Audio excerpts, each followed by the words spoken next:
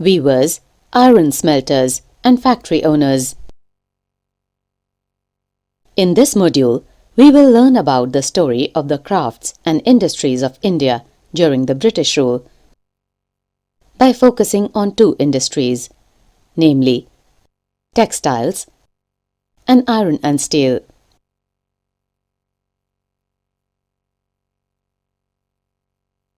The industrialization of Britain had a close connection with the conquest and colonization of India.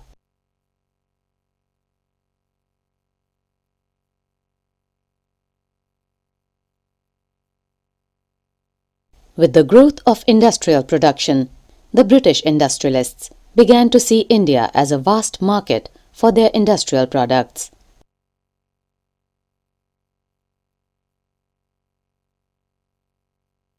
And over time, manufactured goods from Britain began flooding India.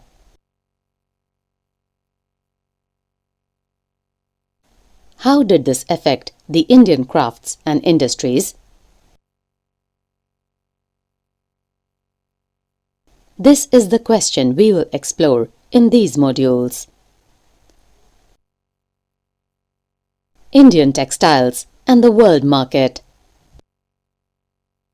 Let us first look at textile production. Around 1750,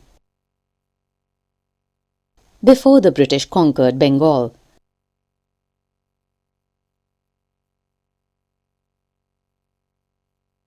India was by far the world's largest producer of cotton textiles.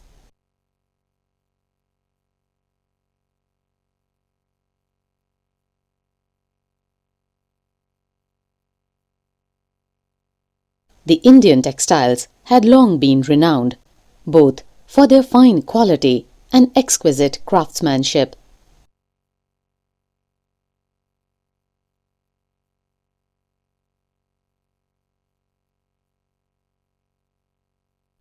They were extensively traded in Southeast Asia, Java, Sumatra, and Penang, and West and Central Asia.